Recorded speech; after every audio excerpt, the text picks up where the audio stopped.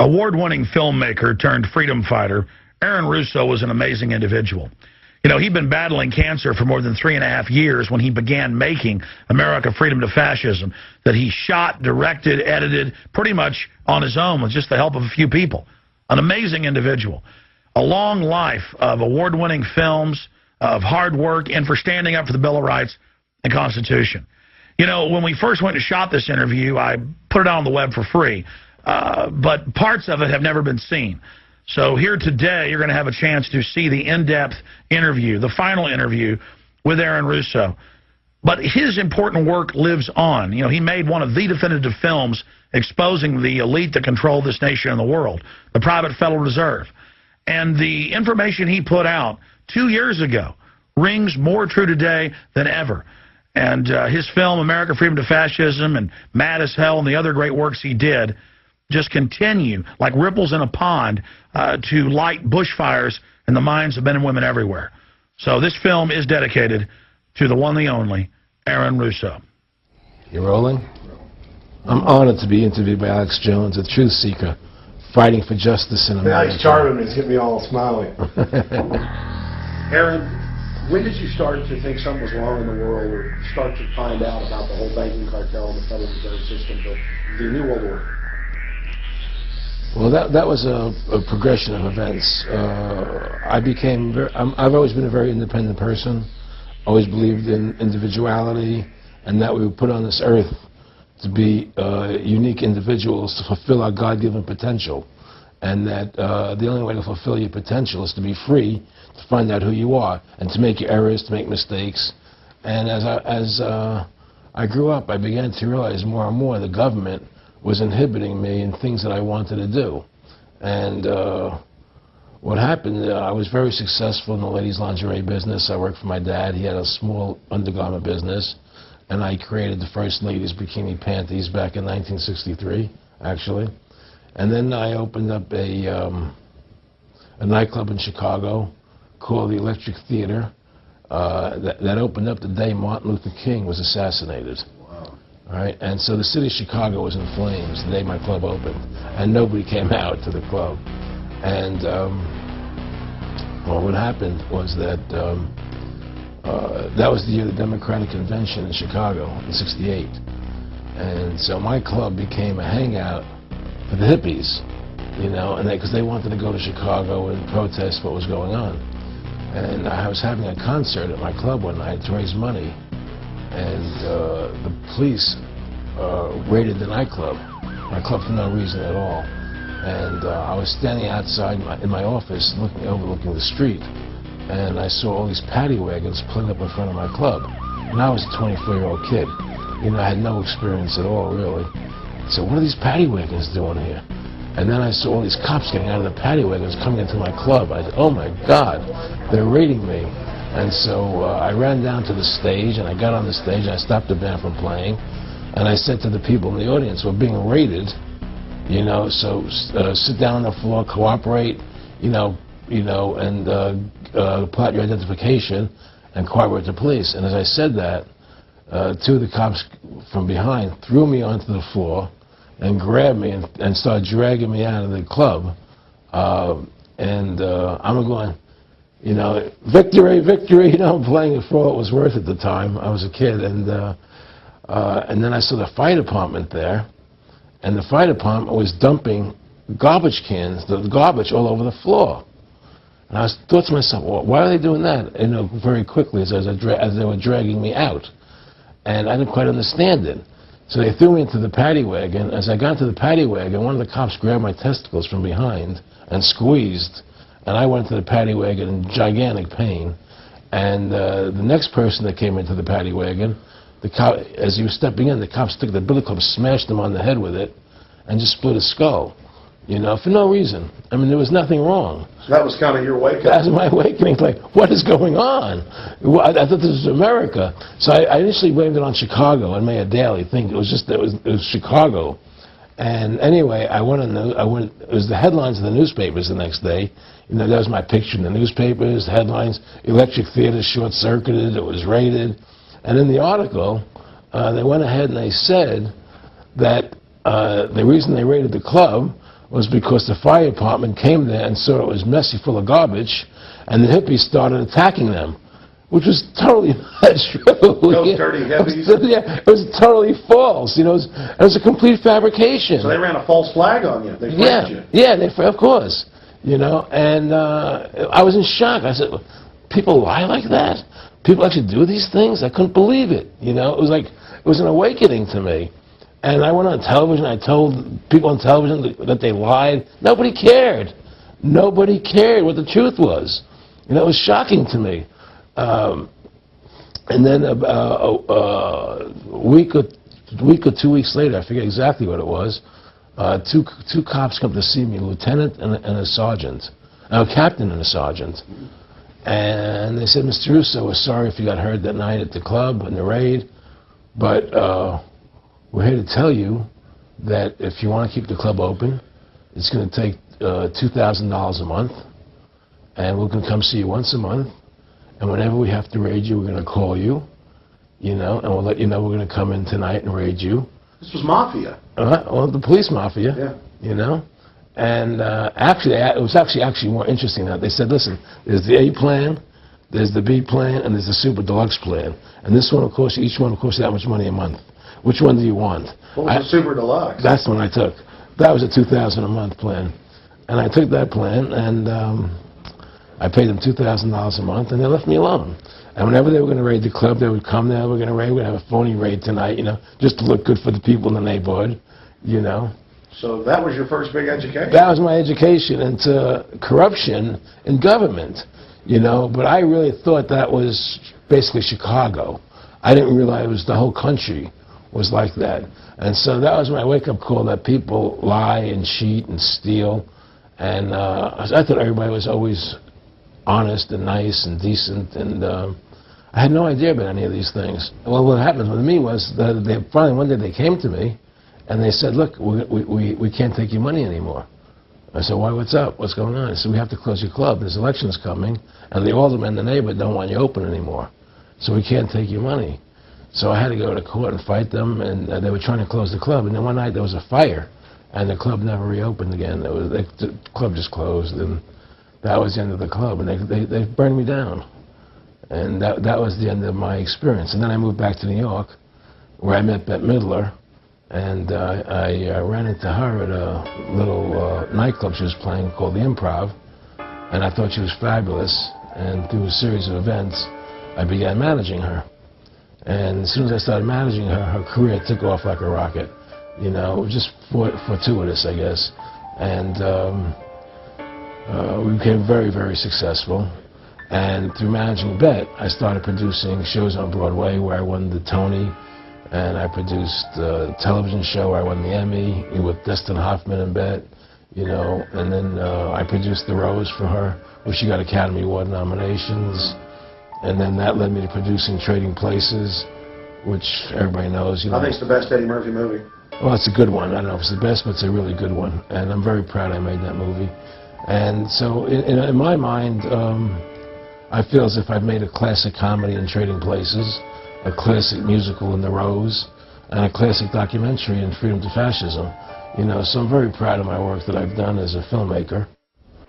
Aaron, why do you do this? What's the philosophy of your life? What do you think life's all about? I think the importance of life is to like yourself. If you don't like yourself, nothing means anything. To like yourself means you have to respect yourself. To respect yourself means you have to take actions that you respect if somebody else did them. And what's the point of living if you don't like who you are? You can have all the money in the world, and if you look in the mirror and you don't like what you see there, what's the point of it? So to me, the most important thing is that I like who I am, and that I take actions that I would respect if somebody else did them. That you live a life of character, honesty, truthfulness, and I believe that a person has the ability to mold their character like a sculptor molds a piece of clay. You know, there's no saying the leopard never changes its spots. I don't believe that. I believe people have the total ability to mold their character into what they choose to be in their life, what their ideals are. And that's what I try to do with my life. I am not the same person today I was 30 years ago. I've changed a lot because I wanted to be something better than what I was before. And my philosophy is that you have to like yourself, you have to be a decent person with character and integrity and honor. back in the late 80s, I was a pretty big silver trader and gold trader. And I don't think I've ever told this story on tape before. I was a pretty big silver and gold trader. And I always paid my taxes. And I took what was a legal tax deduction on my silver trades. And a few years later, I think it was 88 or 89 or something, the IRS claimed that what I did, and other people did as well, was now illegal. We couldn't do it anymore. But they made it retroactive. I said, what do you mean retroactive? It was legal then. I did what was legal. He said, yeah, but now we're making it illegal retroactively. And that's not good. So you owe us $600,000 or $800,000. For what? It was legal. How could you make something retroactive? Change the law backwards in time. It makes no sense. Well, we're doing it. And so everybody said they can't do that. So we went to court, a class action lawsuit. And the judge agreed with the IRS and said they could do it retroactively. And that's when I knew that there was something wrong in America with the IRS and the system here. You know. Aaron, you were telling me this story last night, and before you even finished saying, in the late 80s, the tax law, I said retroactive. And I knew that because they literally ruined my dad, but he paid. He didn't know. He still thought this was America.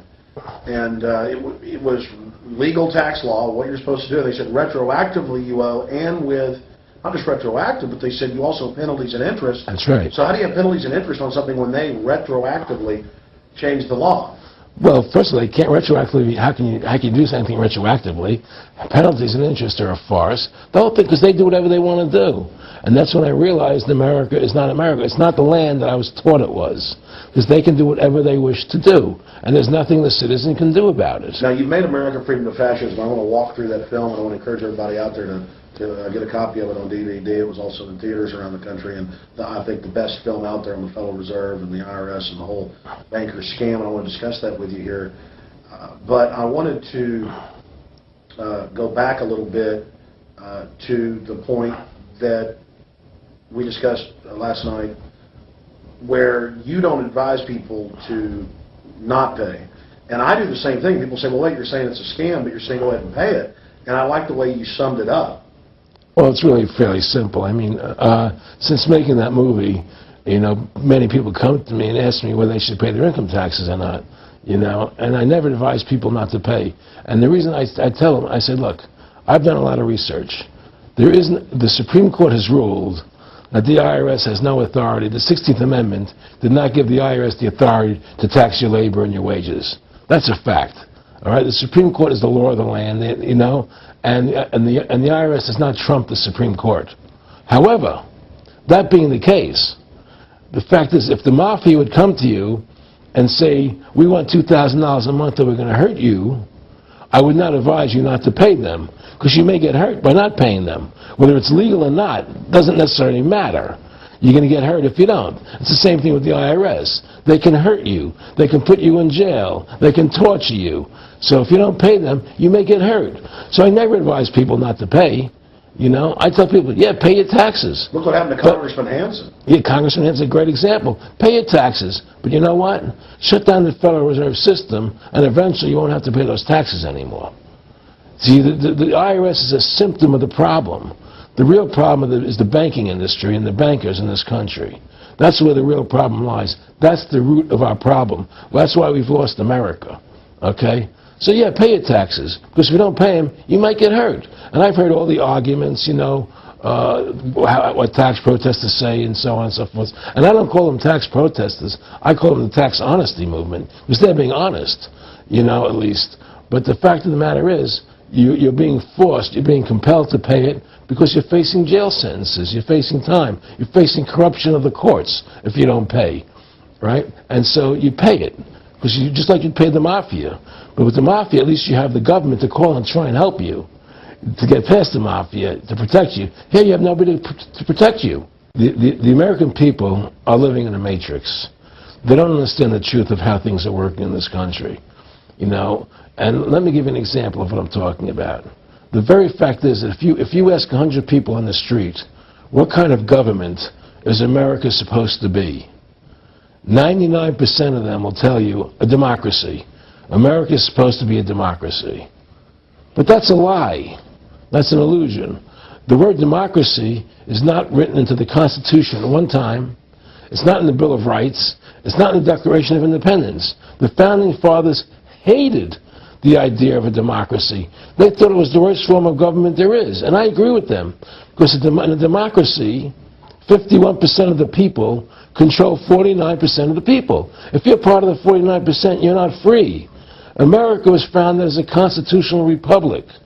And in that constitutional republic that we have, 99% of the people can't take away the rights of 1%. You have your rights because you were born with them. You have God-given human rights that nobody can take away from you. The government, the majority, no matter who they are, I can't take away your rights.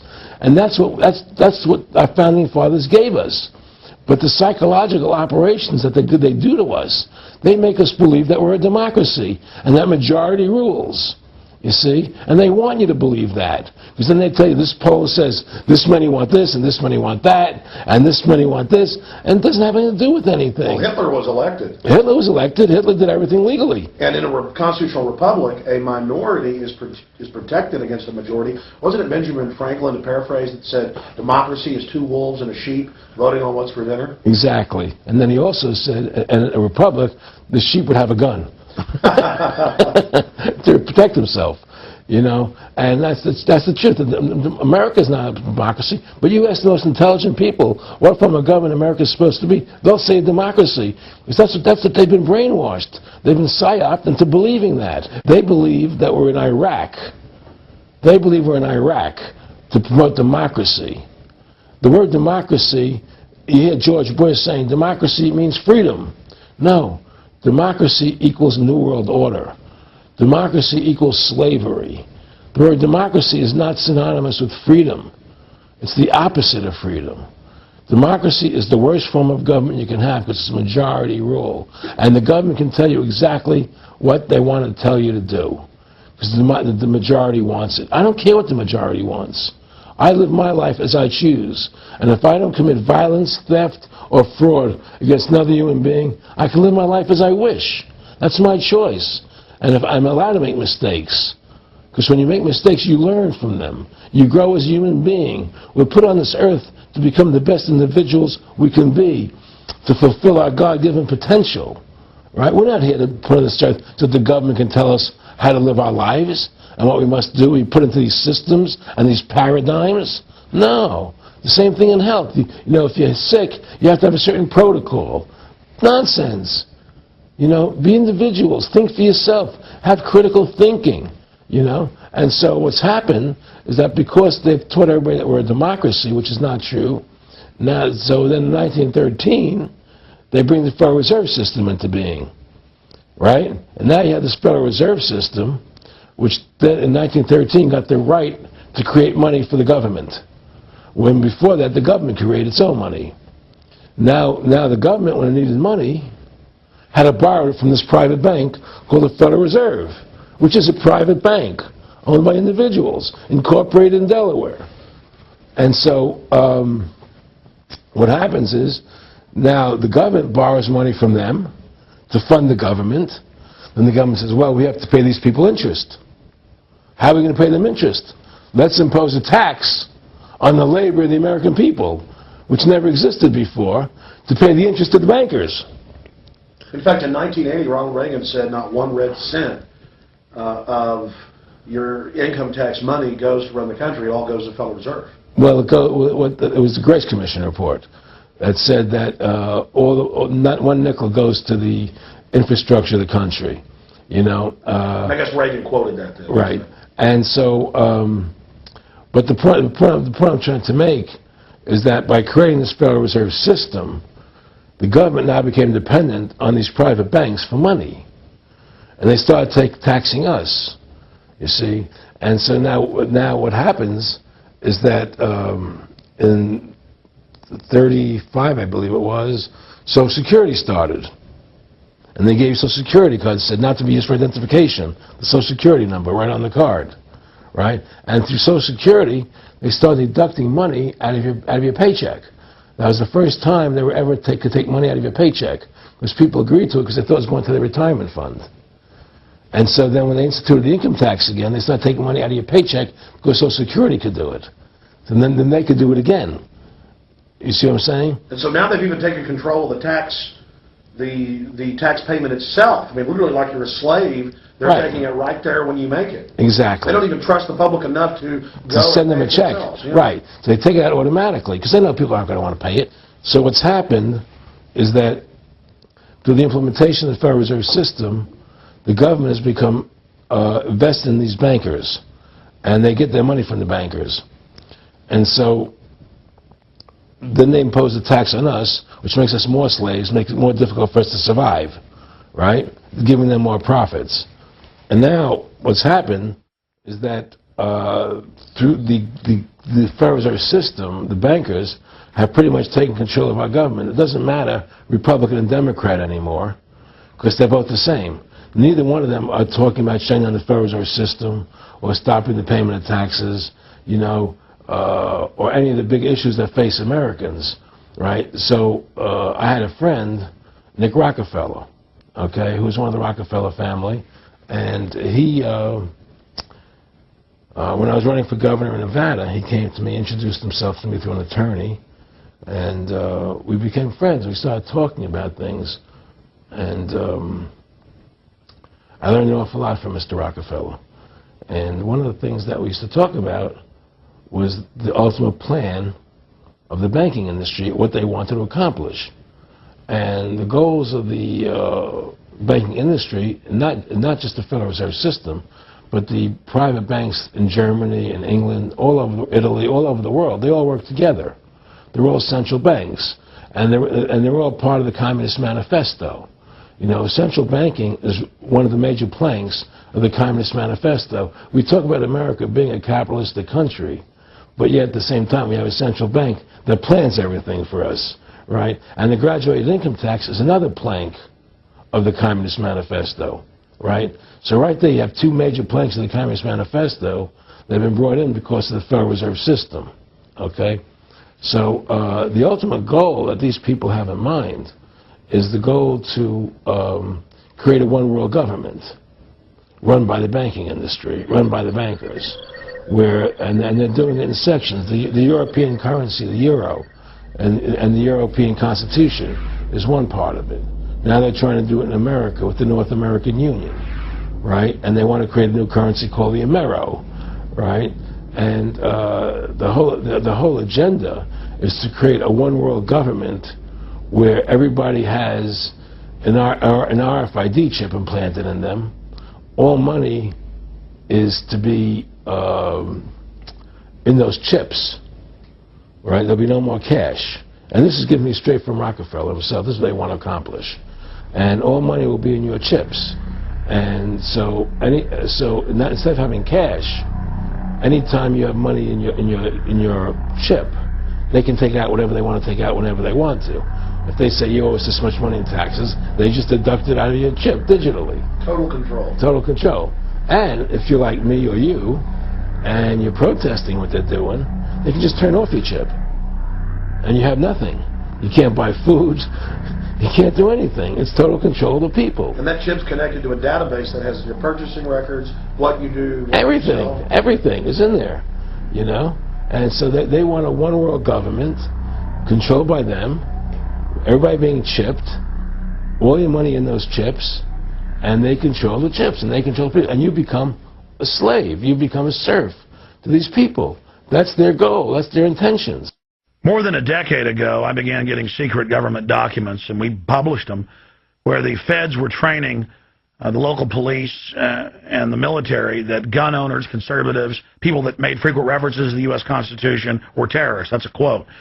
But in 2009, it broke into the national media when we received the secret MIAC report from a state police officer and that was in the state of Missouri, but the feds had written it, demonizing Ron Paul, people that wanted to end the Federal Reserve, people that wanted liberty and freedom.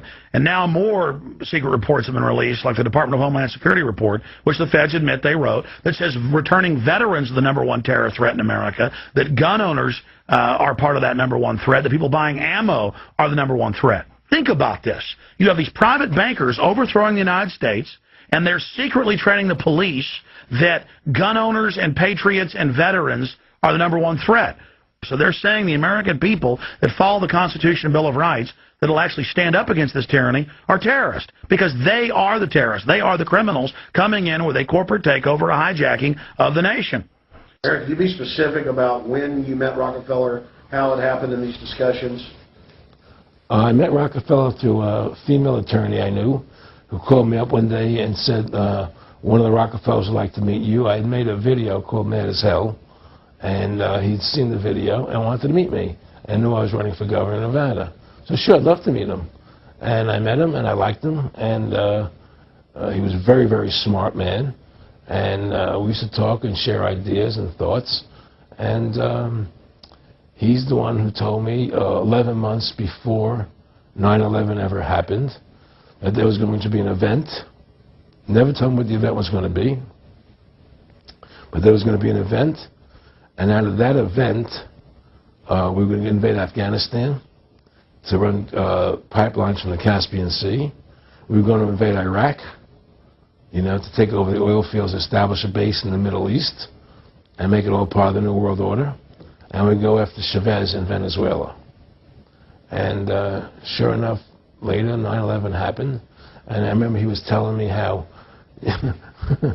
how you're going to see soldiers looking in caves for people in Afghanistan and Pakistan and all these places, and there's going to be this war on terror, which is no real enemy, and the whole thing is a giant hoax, you know, but it's a way for the government to take over the American people. He told you it was going to be a hoax. Oh yeah, oh yeah, there's no question. He says there's going to be war on terror, and he's just laughing. There's no who are we fighting? I mean, why do you think 9/11 happened, and then nothing's happened since then? Do you think that our security is so great here that these people who pulled off 9/11, who were able to, can't knock down another plane? Come on, it's ridiculous. 9/11 was done by people in our own government and our own banking system to perpetuate the fear of the American people into subordinating themselves to anything the government wants them to do. That's what it's about, and to create this war, this endless war on terror. And that's why and that was the first lie. And the next lie was going into Iraq, you know, to get Saddam Hussein out with his weapons of mass destruction. That was the next lie. Now, specifically, this was a little over 6 years ago? This was 11 months before 9/11. Yeah. And Nick Rockefeller, who's a lawyer, he's become your friend over the previous years, and he's saying to you that there's going to be this big event, and then out of that we're going to have a war on terror, and it's just going to go on and on. Right. An endless war on terror without any real enemy. That you can never, so you can never define a winner. And did he say that it's going to be perfect because you can't define an enemy, it just goes on? Yeah, because you can't define a winner. There's no one to beat, so it goes on and on forever. And they can do whatever they want. They scare the hell out of the American public. Look, this whole war on terror is a fraud. It's a farce. It's very difficult to say it out loud because people are intimidated against saying it. Because if you say it, they want to make you into a nutcase. But the truth has to be, the truth has to come out. That's why I'm doing this interview. The fact of the matter happens to be that the whole war on terror is a fraud. It's a farce. Yeah, there's a war going on in Iraq because we invaded Iraq. And people over there fighting, you know. But the war on terror, it's a joke, you know. And until we discover what really happened on 9/11 and who was responsible for 9/11, because that's where the war on terror emanates from. That's where it comes from. It was 9/11 that allowed this war on terror to begin. And until we get to the bottom root of 9/11, the truth of 9/11, we'll never know about the war on terror. Aaron, you said that he was, and I think it's important, and I know this about the Rockefellers from Dr. Dennis Cuddy and many others. You'll be 20 years old in a lunch line at college, and no, it's David Rockefeller. And here's here. I mean, they're experts at recruiting and getting what they call players, and that clearly he was.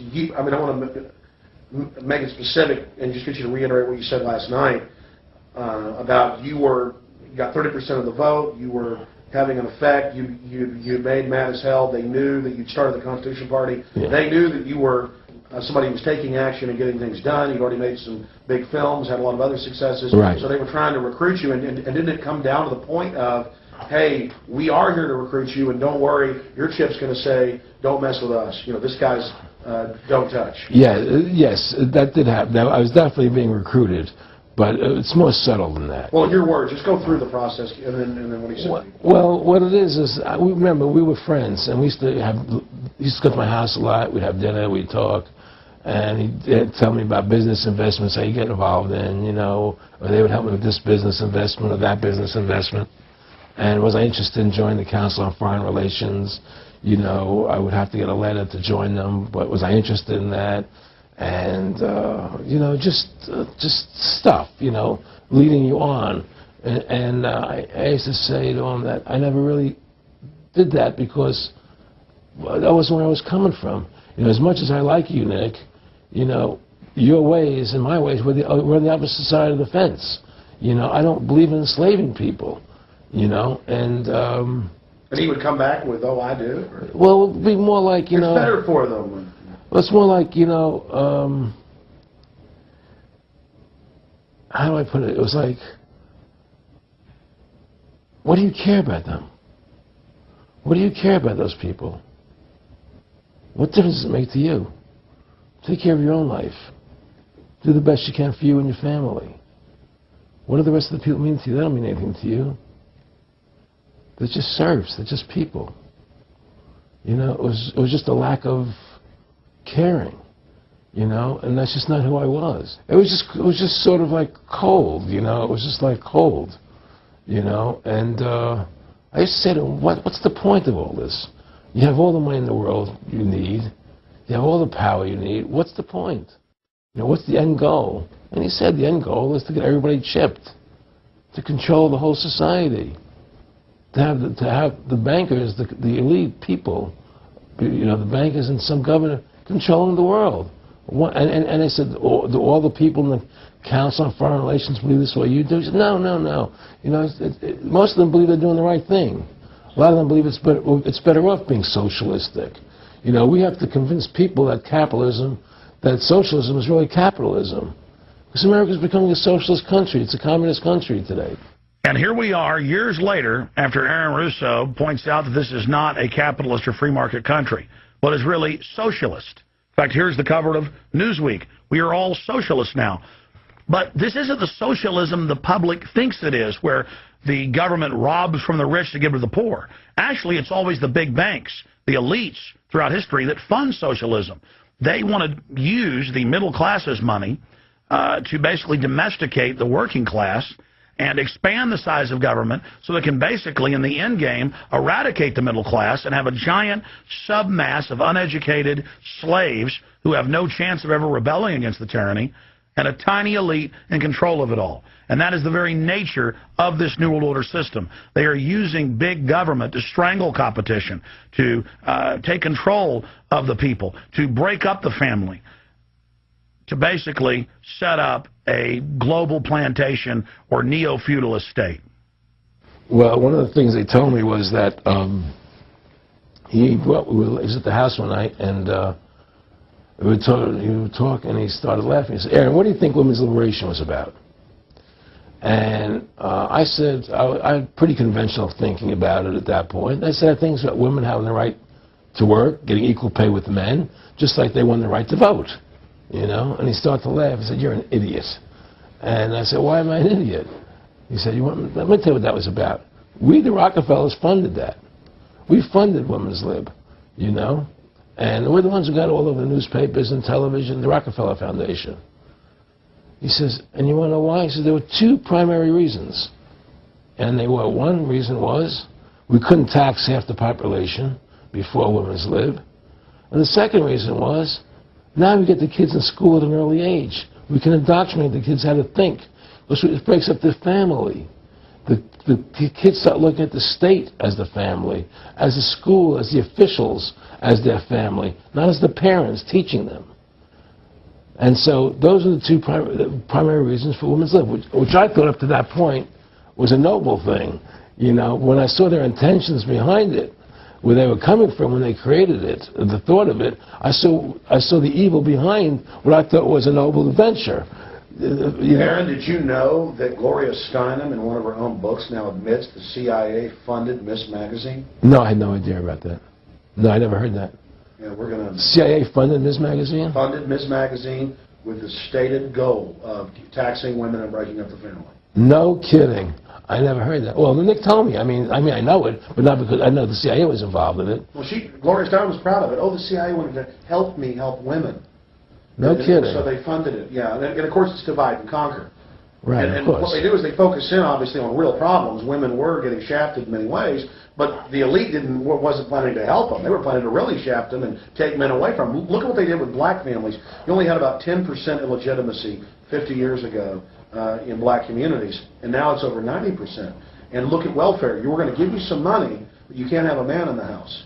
Right. And so that was further to degrade the family. Totally destroyed. And now illegitimacy is over 50% in the general population. Right. Well, see, the whole thing is these people control the money, so they make all the rules. You understand? And they put whatever rules they want into effect. And the truth is, America has really become a socialist, communistic country. And everybody says it's a capitalistic country. It's not a capitalistic country. You know, how can it be capitalistic when you have a central bank? That's the first. It can't be. You know, the money. It's a planned economy. It's a planned economy. It's a phony. If they want to create prosperity, they just print dollars. They just make dollars or put digits into the economy, and now you have prosperity. You don't have real prosperity. You don't have real manufacturing. You just have money being injected in. It's an infusion of credit, which only makes the government go into more debt. Into more debt. The Federal Reserve is poison to our country. Of course it is. It's poison. Whoever makes the money makes the rules. Rothschild said that, and they make the money. Why are we allowing these private bankers to make the money for our country? It makes no sense. Why are we paying interest to these banks to make money for us when the government can do it itself without paying interest and without all that debt? There's no answer to that question, and it's the question no politician will raise. Everybody talks about America's debt, how much debt we're in. We're in debt because we have to borrow money. But we don't have to borrow money. They designed it so we go into debt. Exactly. We can create the money and back it by gold so they can't create too much of it. So you don't have the inflation. And do what the founding fathers gave us. But instead, the bankers make the money, they control the government, they buy the politicians, they tell us who gets into office. You have computer voting, that's a fraud. They do whatever they want to do to us. They do whatever they want to do to us, and it has to stop. My friendship with Nick Rockefeller was one where we expressed ideas to each other and thoughts and philosophies, and he wanted me to become part of what they were doing, and for me to become a member of the CFR, and offered various business opportunities for me to get involved in, and for me to not take up the fight or the battle that I've been taking up in the past. You know, to drop that idea, because what was the point of my fighting for the people? I was a guy who was very successful in the movie business, and I saw the truth of what was happening. I tried to express it to the people, and rather than having me express it to the people, they wanted me to join their side because I was a mover and a shaker, and rather than me opposing them, to join them. It was real simple, and he tried to recruit me into that situation, and I didn't go for it. Did he get angry when you didn't go for it? No, no. And, you know, it's like, you know, I remember one time he said to me, you join us, so you have an ID card, Aaron, you know, you have a chip, and your chip will say KMA on it. And I said, what does KMA mean? He said, it means kiss my ass. And anybody stops you, a cop or whatever, and you show them your card or your chip, and they'll not leave you alone, because you're one of us. One of the central pillars of tyranny is that the establishment is exempt from the laws that they pass for the rest of us. We saw it in Rome. We saw it with Hitler. We saw Richard Nixon saying, look, I'm the president. If I break the law, it's not illegal. We saw George Bush and Dick Cheney say that. We see Barack Obama continuing that, saying, I'm not going to give detainees real trials. I'm going to give them secret kangaroo military commissions trials, and we're going to hold them in secret camps, and I've got executive privilege. It's the same thing over and over again. And one example of hundreds that are out there was a story back in April of 2008 out of the Orange County Register. And this backs up exactly what Aaron's talking about with Mr. Rockefeller, saying, I got a chip in my hand, kiss my ass. Here's just one example of hundreds. Special license plates shield officials from traffic tickets. And it goes on to say that 996,000 plus vehicles in California are exempt from no insurance, reckless driving, speeding, running through toll booths, running red lights, on and on and on. And who is it? It's state employees. It's federal employees that can go and get exempt. It's police. It's government bureaucrats above the very laws they try to enforce on us. This is tyranny. And so literally, all over the nation, they've tried to pass it in Texas but failed. They want it where the police are above the law, where the government officials are above the law, where they have immunity, where they can't be prosecuted for crimes. Congress exempts itself from most of the tax laws and other laws that they put on the rest of us. They're exempt from Social Security, and they get a pension that pays out on average 5 times what citizens get. Again, it's already happening. So the chip in the hand and saying they're above the law under the guise of national security, that's what the 1947 National Security Act and now this whole Homeland Security system is all about. Why are you fighting for the people for? What is that about? The people just, you know, they have to be ruled. They have to be, you know, the Constitution, what you're standing for, is only for a few people. It's only a few individuals that can live that way, you know. And we believe that it's best for society to be ruled by an elite people who control everything. And I said, I don't believe that. You know, I believe God put me on this earth to be the best person I could be, and put everybody on this earth to be the best they can be, not to be a slave and a sheep to you and these people. And I don't understand why you want to control everything. What is the need for that, you know? And I asked them, do all the people in the Council of Foreign Relations feel the same way you feel? He said, no, a lot of them think they're doing the right thing. They think that socialism is the best way to go. They think that, that they're doing the right thing. But the people at the top, they all know the truth of what's happening.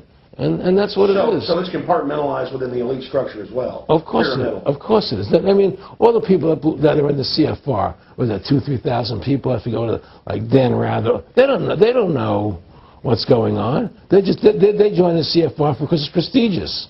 They think it's good for business, it's good for this. You know, they don't know what's really happening.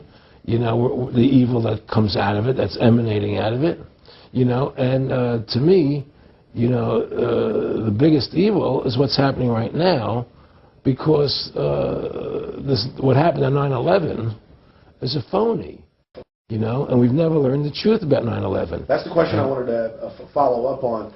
He tells you 11 months before there's going to be an event, all this is going to happen. What did you think on the morning of 9/11? Where were you, and did you think about Nick Rockefeller and what he had told you when you saw those towers fall? No, I was actually in Tahiti when 9/11 happened, and I got a call from my son. And my son said, the Twin Towers, they were just attacked, and they were falling down or something. So what are you talking? I was in Tahiti, I was asleep. And he says, yeah, they were hit by a plane, and so where I lived, where I was in Tahiti, there was no television, so I had to run the other side of the island to a hotel where they had, and it was all on television, you know, and that's when I first saw the stuff on TV about it. And I didn't immediately equate it to Nick, you know, but when I realized they were going to go into Afghanistan, Iraq, and as that developed, I realized what it was. How could there be a war on terror and actually say that we're having a war against terrorism and leave the borders wide open? If you were the President of the United States, or I were the President of the United States, and 9/11 really happened the way they want us to believe it happened, the first thing you would do is shut down the borders so people couldn't get in the country to harm you. But they left the borders wide open because the bankers want the borders open because they want a one-world government. They want a North American Union. They don't want borders here. The 9/11 was only a manifestation. It was done to create a fear in the American public, right? So that we will obey what they want us to do. And take Richard Reed, the shoe bomber. Here's a guy who was 6'6", ugly as could be. I heard he smelled. Okay, he sits in coach on a plane, lighting matches to put his shoe on fire, surrounded by people. It's idiotic. If you were going to blow up a plane, you go into the bathroom, you close the door, and you put your shoe on fire. You're not going to sit there surrounded by people lighting matches on a no-smoking flight. They want you to believe this nonsense. It's ridiculous. 7/7's come out now, and the majority of the British people think it's an inside job, and all the evidence points towards it being an inside job. Yeah, I mean, what happened in England, London? Yes. All this is nonsense. It's just keep people in fear. It's this endless war on terrorism that doesn't really exist, so people will submit to whatever the government wants them to submit to. Searches, check your shoes, have ID cards, put chips in you, where you become servants to the elite. That's what this is all about, Restore America's republic to what it's supposed to be, get the bankers out of our government, get the bankers out of our government. Government should stop borrowing money from the banks. Government should make its own money, restore the republic, individual freedoms. That's what this country's about. And until we do that, we're gonna be slaves. I mean, to me, I see people like Bill O'Reilly on television, right? And I see how much they control the media. Like there's this girl on Bill O'Reilly the other night from an organization saying the world can't wait. And this girl was spot on. Everything she was saying was the truth. And all Bill O'Reilly could do was call her a lunatic. He couldn't challenge the facts. They just call people names. They can't, and until we just find that, look, this world, we're heading into a world of danger, possible nuclear wars, because the banking industry is trying to take over the world. 9/11 is the beginning of the war on terror. That war on terror is leading us into Iraq, which is the next lie. So you had the lie of 9/11, how that happened. Nobody knows how Building 7 came down. Okay, we know 9/11 was a fraud. The American people don't know it, but more and more of them are believing it. Okay, so that was the first lie. Besides the inception, I'm not going back to the inception of the Federal Reserve, that original lie. But 9/11 was the first lie in this present state we're in. 9/11 is the kickoff of the war against the American people and the people of the world. 9/11 was a phony. It's a fraud. It didn't happen the way they told us it happened. Now, because of 9/11, we then had the authority to go into Afghanistan and Iraq. Iraq didn't have weapons of mass destruction. Okay? So that was the next lie. Now they're talking about going into Iran. Now, how would you feel if you were Iran and you had this big, powerful country, America, go into your next-door neighbor, take over their oil fields, right? Wouldn't you be worried that what they were going to do to you? Of course you're going to be worried. But the people of America don't think about it from Iran's point of view. They think about it from our point of view. So now we're going to send more troops into Iraq and keep building up because they want Iraq and the Middle East to become part of the New World Order. And Iraq was using, Saddam wanted to start using euros instead of dollars, right? He was messing up their whole concept. Iran wants to start using euros instead of dollars. They have. Okay? So I'm saying what they're trying to do is preserve their power. And one lie leads to the next lie, leads to the next lie. And until you get to the root cause of 9/11, which is supposedly the war on terror, we'll never solve our problems here. Should we send more troops into Iraq? Should we not send more troops into Iraq? Well, the truth is, the fact is, that it all goes back to this war on terror. Where did 9/11 come from? That's the root cause of everything. And until we have a full investigation, find out why Building 7 fell down, why they shipped all the steel out of America so quickly, from the buildings, why all the things that don't make any sense about 9/11, until we find out why it really happened, we'll never understand why there's a war on terror. And we'll never be able to prove that the war on terror is a phony. Nick and I discussed many things. One of the things we discussed, or he brought up in conversation, was reducing world population and felt that there were too many people in the world. In a way, I agree, there are too many people in the world, but I don't think I have the authority to say who's going to die and who's not going to die, you know. But they felt that they wanted to reduce world population, and he felt that it should be reduced by half. He even mentioned to me once they were having a real problem trying to solve the Israel-Palestinian problem. And he talked to me once about they were playing with the idea of bringing Israel to Arizona, you know, and taking all the people from Israel and giving everybody $1 million and setting up Israel in the state of Arizona. Unbelievable. Just to end that problem, because that's a problem that they're not in charge of, in a sense. They're not controlling that problem. They're very arrogant. They can do whatever they want to do. We've given these people the authority to create money out of thin air, and through that device, they control everything. And if you want to win the battle to stop that, you have to deny them the ability to create money. It's only because they can make money that they have all this power. They literally have the money machines. They have the money machines. They can print it. They can do whatever they want to do. They own everything. Aaron, we take over pretty quick. If we were the guys that issued the money, everybody had to come give us real assets for the use of this money we just printed out. You know, people you know, I tell people, you know, why in the world does the American government borrow money from the banks when they have the ability to create it themselves without borrowing it and paying interest on it? Why? And nobody can answer that question. Not one politician ever raises that. Why does the American government borrow money when they can create it without paying interest? Well, we did create it up until 1913. And so people say, well, because if the American government does it, it'll create inflation. That's the answer. I say, well, let's look at it. The American government has the Federal Reserve do it, which creates the same inflation as if they did it, but also with the inflation, now you're getting massive debt. So with the Federal Reserve, you have inflation and debt. Now, if the American government made the money, backed by gold, which limited the amount they could make, you wouldn't have debt and you wouldn't have inflation. But inflation was only about 50% from the 1780s, I've looked it up, until the late 1800s.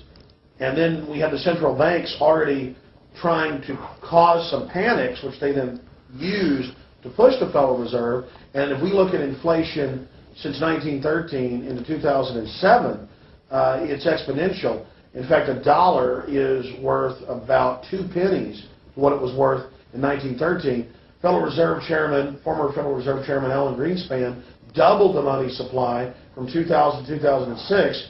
And then Edward Bernanke, the new Fed chief, came in and said he's going to double it again in the next 2 years. And then he said, now I'm going to make the money supply numbers secret. And so now we don't even know. Right. But the evidence is they are just, I mean, in the curve of inflation, it gradually grows. And then suddenly at a point, it goes straight up. And it seems we've it's now... parabolic, yeah. Yeah, parabolic. But the thing is that the only thing I disagree with you on from early 1800 to 1913, there was no inflation other than during the Civil War. You know, when Lincoln was well, I'm talking about how much a dollar was worth. And I know it never changed. There was no inflation. In that whole 100 years, there was no inflation. People knew what the money was worth. They could retire. They knew what it would cost them to live their lives out. There was no problem. It was only since 1913, when the Fed came in, that we created massive inflation and massive debt. So then what you said earlier, then there really wasn't inflation. There was no inflation. So you don't get inflation when the government issues the money, at least in the U.S. history. Well, not if it's backed by gold. Well, exactly. But I'm talking about, and I did look this up, and I believe that if you look after the country was set up, and some of the things that happened with Andrew Jackson and the rest of it, there were points where it spiked and there were manipulations. There were points, mostly during the Civil War. Yeah. And that's because Lincoln printed so much money. Exactly. That's right. But once that ended, but basically there was no inflation other than that during that short period of time. I mean, a loaf of bread was a loaf. Of course, the same thing. People could plan their lives. Today, they plan inflation. Now you have two parents working. They can't afford to pay for their family anymore. The kids are going to state-run schools now. The kids are being indoctrinated how to think. They're being given Ritalin. They're being given all these drugs. The whole country's being dumbed down. It's all because of the Federal Reserve System. And the Federal Reserve System and these bankers are responsible for the demise of America. And if we ever want to win this battle, you must shut down the Federal Reserve System.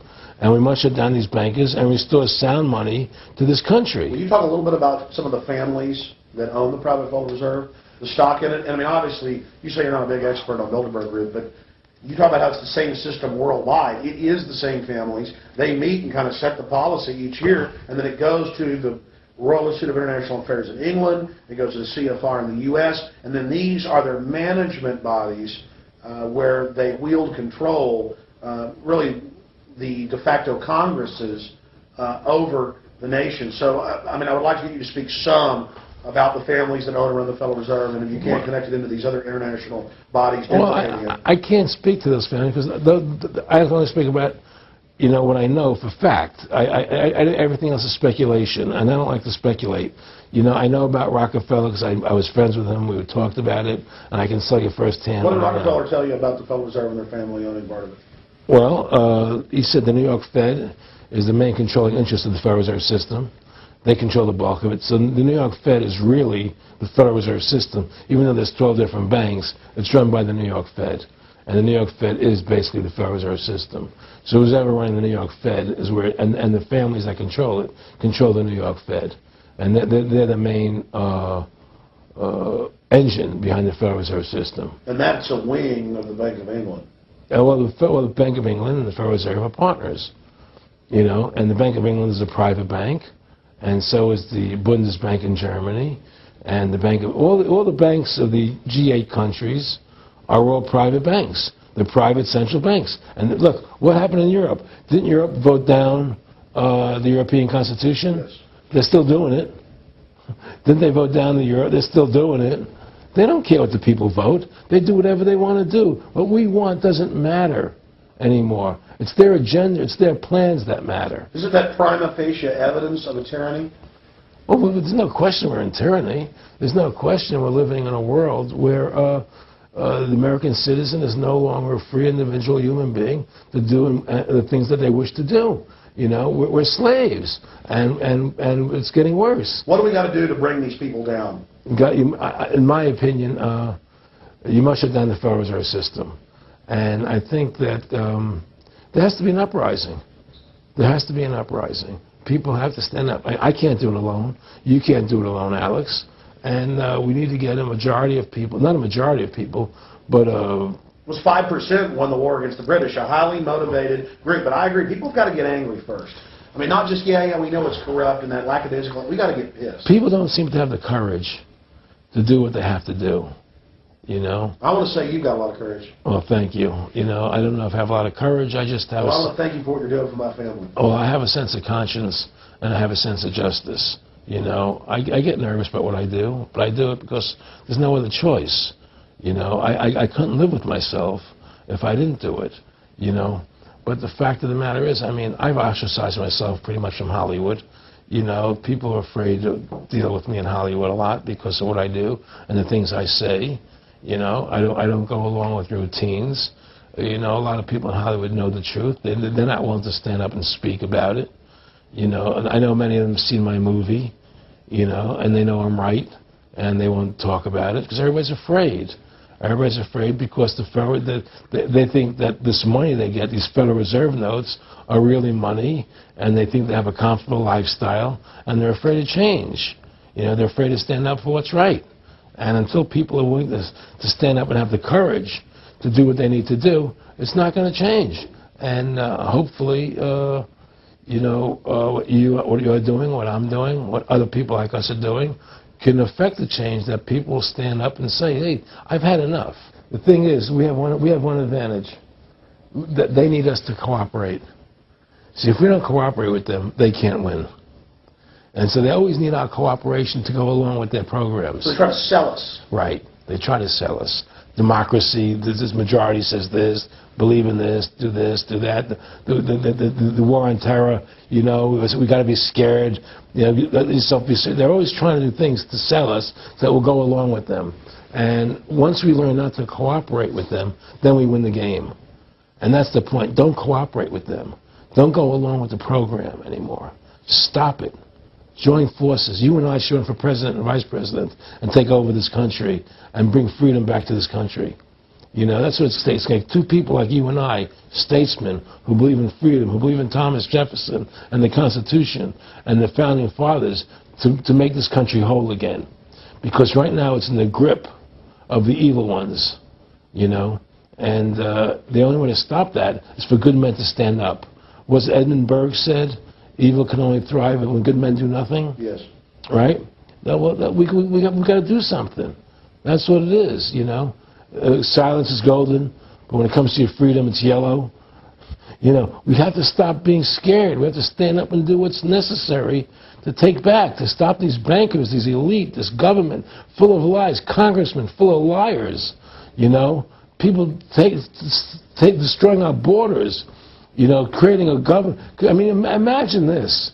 Here you are in America, and they're combining America, Canada, and Mexico into one country, the North American Union, and the American people don't know anything about it. It's not even in the press.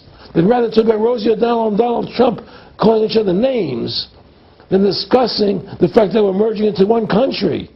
The press doesn't even report it. Or that Paris Hilton doesn't wear underwear. Yeah, Britney Spears. But I mean, who cares? I mean, the fact of the matter happens to be that tells you how controlled the media is. Here you are combining America, Canada, and Mexico into one country, and you don't see it in the press. Unless maybe it's Lou Dobbs. You don't see it in the press. You just don't see it. It should be the top story everywhere. Everywhere, and not a word about it, really. Why? That tells you there's the evidence that it's controlled. They don't want the American people to know what's going on. That's why they don't protect our borders.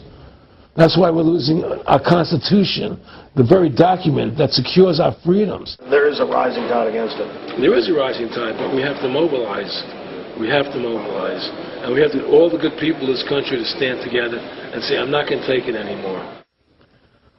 Well, I think if you analyze the situation, and if you realize that since the Federal Reserve has come into being in 1913, illegally, without a constitutional amendment, by bribing a few senators during Christmas vacation, they turned over the most important power that the American government has, the creation and issuance of money, to a private bank. To that private bank issuing money, they have destroyed this country. They have destroyed the purchasing power of the money in this country. They've created social programs that are destroying this country. Thanks to the work of Aaron Russo and Ron Paul and many others, folks are starting to find out who the real enemy is. Offshore private banking corporations that have engaged in a hostile corporate takeover of the United States and almost every other nation on the planet. And the private Federal Reserve is their beachhead here in the United States. Ron Paul has introduced H.R. 1207 that at time of taping has over 87 sponsors just to audit the private Federal Reserve that arrogantly says it's above all U.S. laws and above all three branches of government and that no law enforcement can investigate them. I mean, how asinine is that? How above the law is that? How ridiculous is that? Everybody else gets audited. Nobody else is above the law but them, this group of plutocrats, this group of polycentric bankers that are setting up this neo-feudal world system. Now, they've taken over our government, both Republicans and Democrats. There's no difference anymore between the two parties. They control both parties. It doesn't matter to them which one wins, because who's ever running for president will be someone they anoint, okay? Whether it's Hillary Clinton or John McCain running for president next year, they're going to be people that are going to do what they want them to do. And the fact of the matter happens to be that you can't win an election unless you have enough money to win. They make sure who gets the money. The most important point is they control both parties. And the public continues to only focus in on the distraction of the left puppet and the right puppet instead of looking at the puppet masters.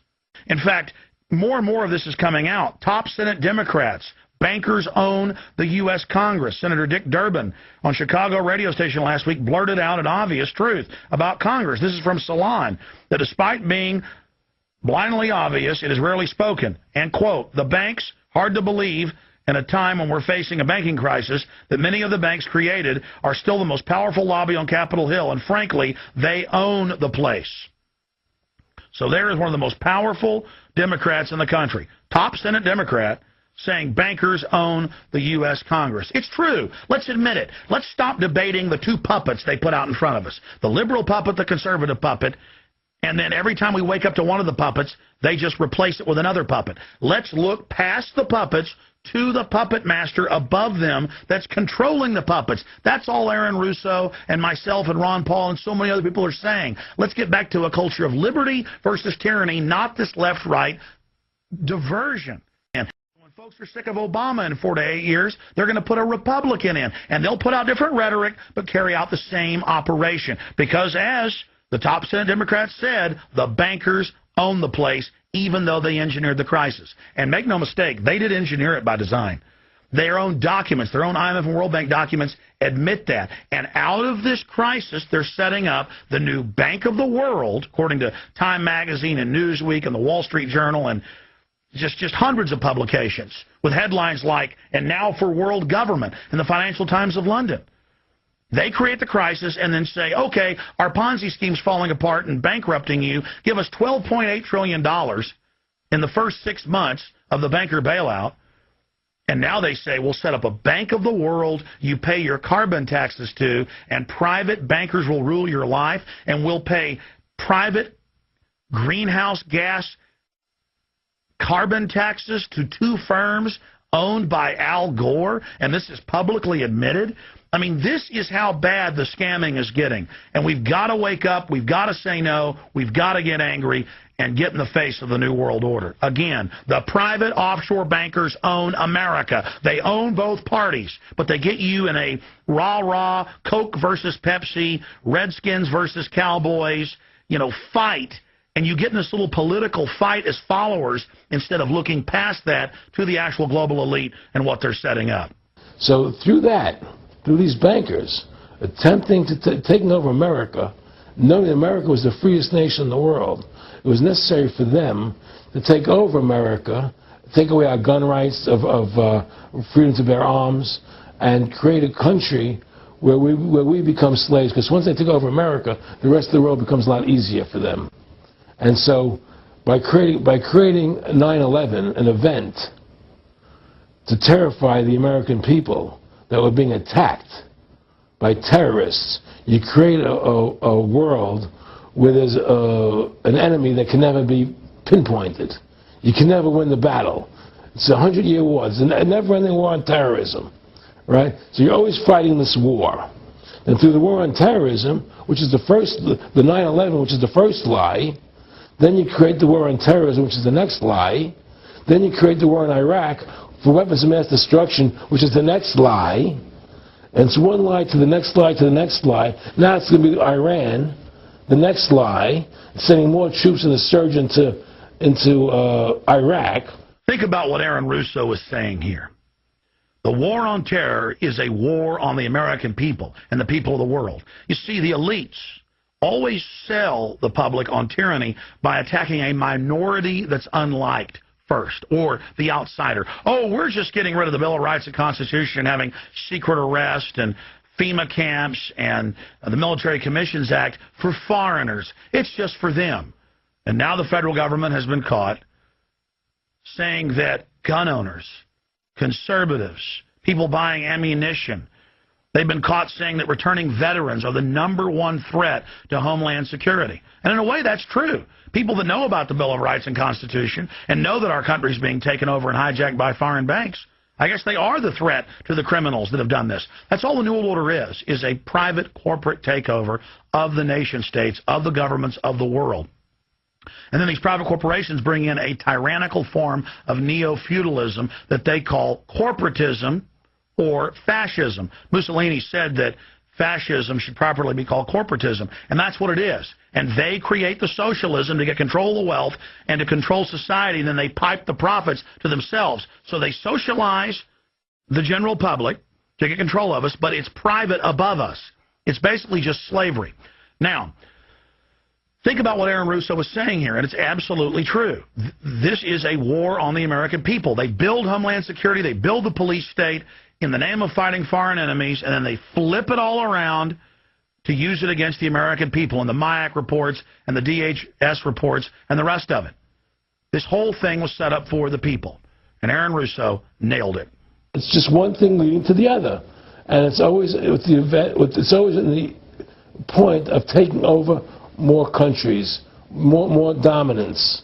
You know, making sure the American dollar, making sure the G8 stays in control of everything, and what they want to do is to control the American people, control the people of the world, put RFID chips in everybody, so everybody's a slave to these central banks. Did you ever talk to Nick Rockefeller after he told you all this and then 9/11 took place?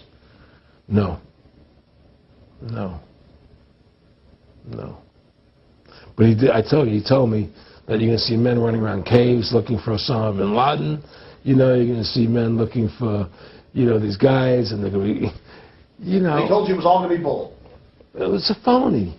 The whole thing is a fake. It's a fraud. Was he laughing, or was he just coldly saying this? No, it was more laughing. Cynical. Laughing. You know, it's more like, how stupid everybody is. Look how stupid everybody. We can do whatever we want to do. Well, it is ridiculous. It's like with al-Zakari. They claim they killed him like 14 times. And then they never said, well, we didn't kill him last time, but we killed him this time. They never even, now they're like practicing being ridiculous. Well, what about bin Laden being in the American hospital, getting kidney help? Yeah. Right? In the American hospital, right? They could, if they wanted Osama bin Laden, they could have gotten him. Oh, yeah. He was right in the American, after the coal. Well, every time our troops really would keep catching Taliban leaders, they would be ordered by the generals to let them go. That's come out in the newspapers, but only here or there. And they kept going, and then Pat Tillman was complaining about it, and then he got shot. I've talked to his brother. Oh, you did? And then he got shot, and there was a big hero charging Al-Qaeda. No Al-Qaeda, somebody shot him in the back. Look, we're dealing with complete evil. We're dealing with complete evil. And until the American people wake up and say, we don't want this evil in our country anymore, and we want to come back to a country of decency and goodness and integrity and honor, you know, we're going down that road. And that's what it's going to take. It's going to have people to stand up and say, we don't want to live in this kind of a world anymore. You know, I believe we should pull all our troops out of Iraq. I believe we should leave other countries alone. Let other countries live their lives the way they choose to. You know, stop trying to spread democracy around the world, which is the worst form of government there is anyway. Restore our republic to what it's supposed to be, and go back to what the founding fathers gave us, and try and restore that. Restore the republic. Look, the point of everything is that we have to mobilize. Each one of us. You and I can't do everything, Alex. You and I may be leaders. We may be out there, and people listen to us, what we have to say, and follow us. But the truth of the matter happens to be, it takes all Americans to stand together, to stand tall, to mobilize and say, we're not going to take this anymore. I'm mad as hell. I'm not going to take it anymore. We're going to stand up and fight the battle. And you and I can't do this alone. We're just leaders of the thing. But other people have to join in with us and stand side by side, shoulder to shoulder, and say, I'm not going to take it anymore. That's what it's going to take to win this effort. And stop cooperating with the government and with all their rules and regulations. And to wake everybody up. To hand out DVDs of my movie. To hand out DVDs of your movie. To educate everybody to what's going on. Well, if you don't fight the corruption and you don't stand up for what's right in life, you're going to end up being a serf and a slave, and you're leaving your children a world that you wouldn't want to live in yourself. So how can you, in decency, behave that way? You have to stand up for what's right in life. And unless you do that, you're nothing. Well, freedom and liberty is what people really want, you know, and it's time to stop the duplicity of the government from lying to us. You see, many people know the truth of what's happening in this country. They know the truth, like the numbers you gave about 9/11. But they're afraid to stand up. People have to find their courage and stand up and say, I'm not going to take this anymore. I know the truth, you know. And it's like they create a situation where if you tell the truth, you're considered a lunatic. You know, in other words, if someone goes on a TV show and says 9/11's an inside job, oh, you're an idiot, you're crazy, they call you names. You can't be afraid of that. Well, it doesn't work anymore. I mean, they have no facts. Just calling you crazy doesn't make you crazy. Well, we know that. They also go get kooks who are kooks to put them on and then say they represent us. That's right, exactly. Another tactic. Exactly. And Bill O'Reilly's great at that. Sean Hannity is great at that. They just put people on who they can dominate, you know.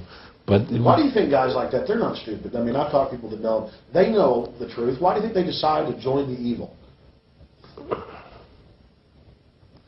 And that has to be in their hearts. I mean, I had the opportunity to do that, and then in my heart I couldn't do it. So it has. But, I mean, how could you or I consciously be involved in something like putting AIDS virus in black Africans' vaccines? I mean, what the hell? I mean, it's like, we're not good guys either. I mean, I don't think I'm like some special perfect person. What the hell's wrong with this elite? I mean, what are they running around doing evil? I mean, they just run around continually doing evil. Well, I think a lot of them think they're doing the right thing.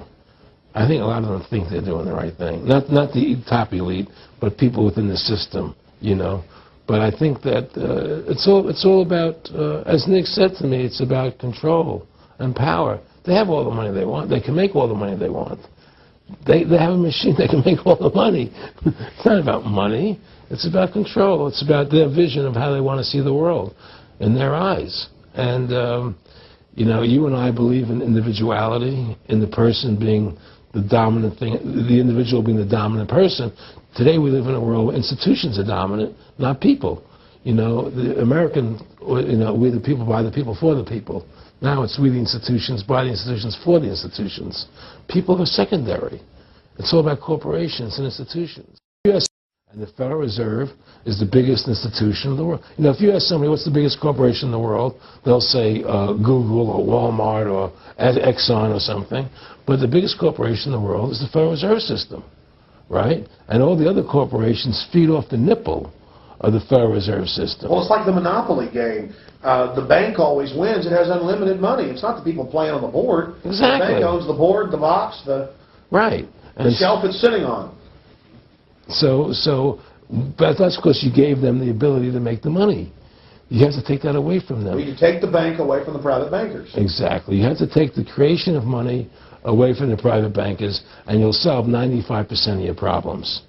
Well, I mean, look at America. 10% growth rates every year like China's having right now. The U.S. had 10% growth rates until the Federal Reserve took over. And then if you look at that, it all starts really going downhill from there. Well, they destroyed the American worker. What they've done, here's what's happened.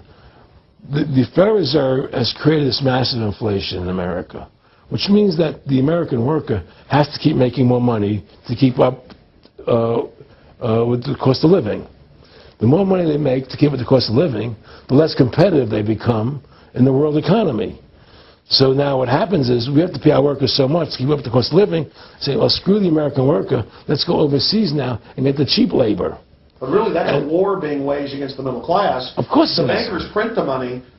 I mean, really, this is a war being waged against the middle class. The bankers print the money. Everything they're doing is about destroying any private pools of wealth or independence. Yeah, but what I'm trying to say is, because of the inflation that they've created, they've now allowed other countries to outcompete us. You see, because other countries don't have to pay as much money as we have to pay here to our workers to survive. Yes. So now we're not competitive anymore. So we've lost our manufacturing base. We've lost our competitive. In the old days, the American worker, you wanted to buy everything American. You wouldn't buy anything from Japan, which was cheap crap. And what does that leave us? It leaves America this military force, and so the elite's giving us a deal. We'll continue to build up your military and give you homeland security jobs, shift your economy over to being the bulldog enforcer of the New World Order. Exactly. And by controlling the economy, they force everybody into that position. That's exactly correct. That's exactly correct. And there's no more manufacturing here. We're a service economy. We do nothing. We provide nothing. We provide nothing to the rest of the world anymore. Well, first of all, Freedom to Fascism is a movie that everybody should see, because we show the fraud of the income tax. We show how judges put people in jail for no reason. We show the corruption of the justice system, and we show how the Federal Reserve came into being and how it's controlling society, and how all the central banks of the world are working together through the Bank of International Settlements in Switzerland, which is the central bank for all the central banks, and how they all work together to create this one world government, the one world order, which is what they're trying to do. So Freedom to Fascism is a movie just to get you a good basic education about how the world is really working. And I really want everybody to see that movie. Critical. In terms of the CFR, in terms of compartmentalization, I mean, there are many good people, I believe, that are part of these organizations who don't even understand what the organization's really about.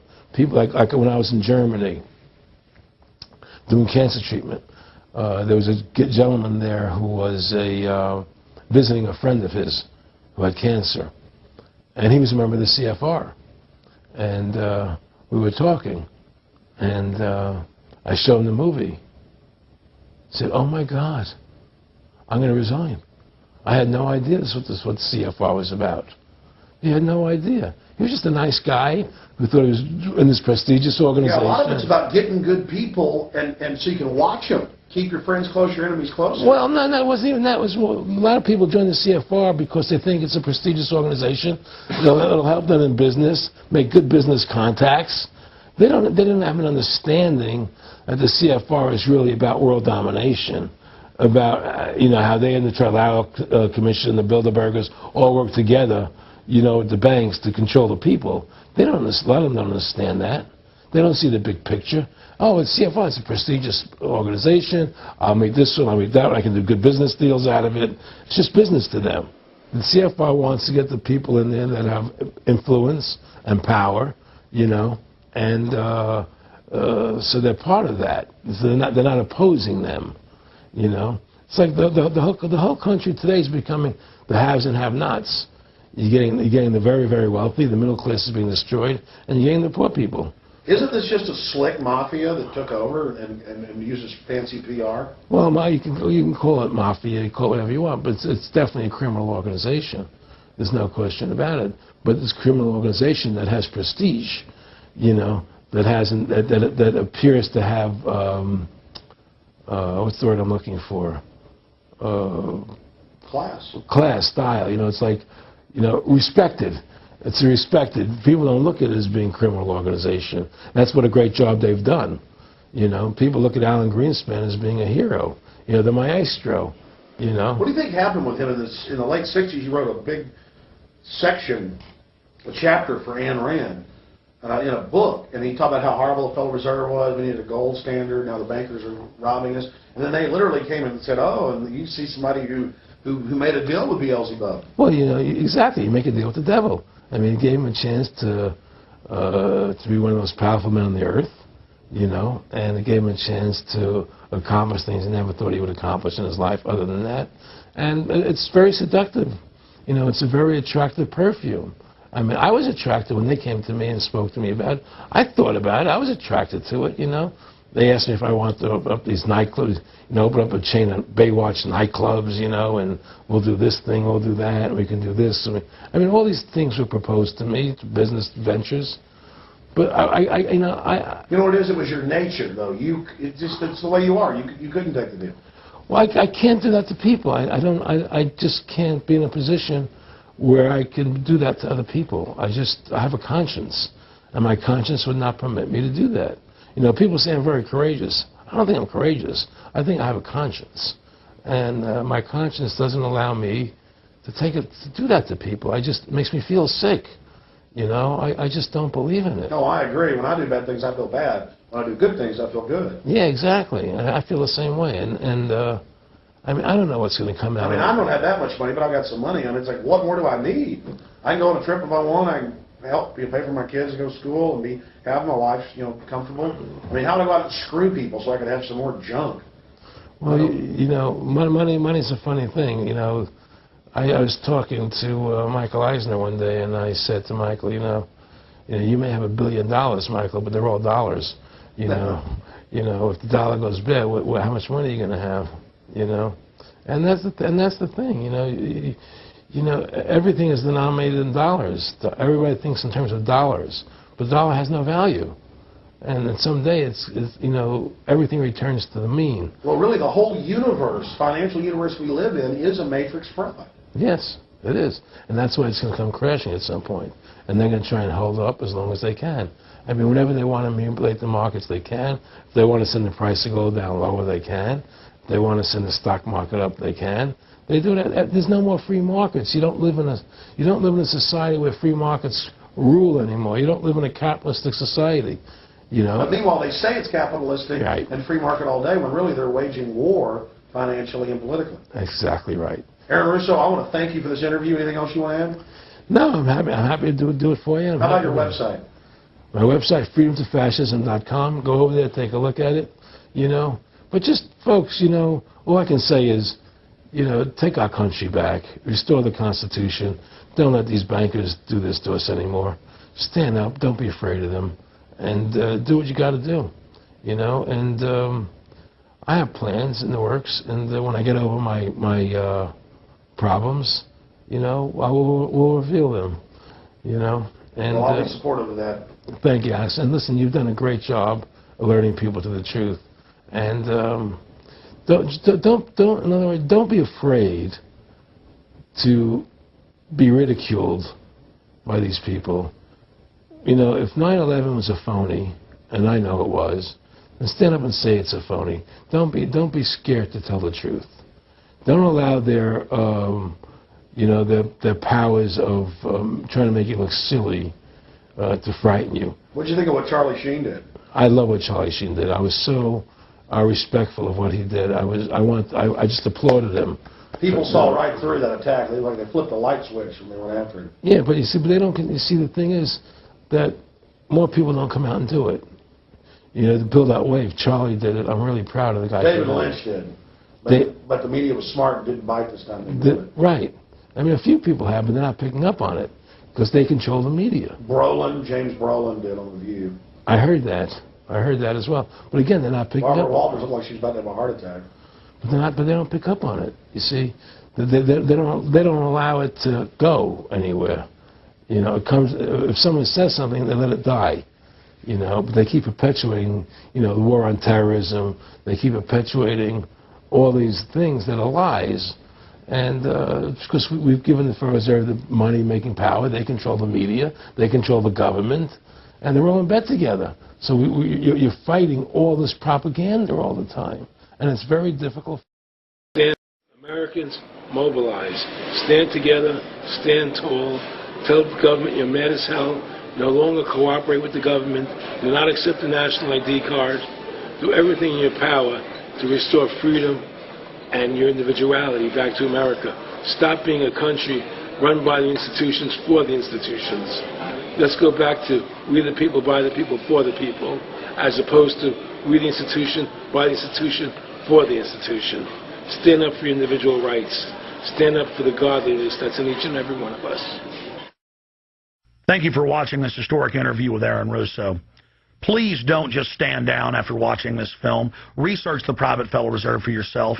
Realize it is the main head on the Hydra that we have to go after. Realize that we can fight the political parties all day, but until we go after the heart, the root of the problem, nothing's going to get better. We have this ruling class of private bankers that issue all this fiat currency, and they have committed unbelievable crimes and have the audacity to claim that they're above the law.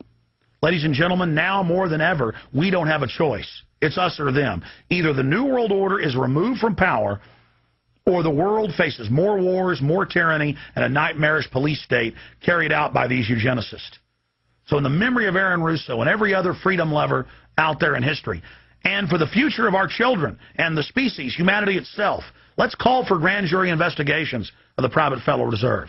Let's arrest the bankers. Let's kick these foreign corporate criminals out of our country and get our constitutional republic back. Let's stop being distracted and diverted by the liberal and conservative puppets they stick up in our faces on television. Let's look past the front men to the actual architects of the New World Order and bring them to justice.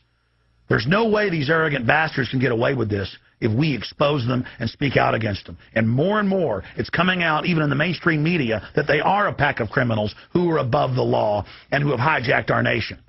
But they're only above the law in our minds. We have to expose them as the criminals they are and bring them to justice.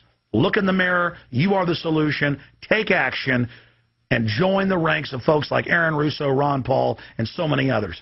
God bless you all, and thank you for watching this presentation. Now spread the word about the true enemy of the people in the Fed, in the New World Order, in the hegemony of private central bankers.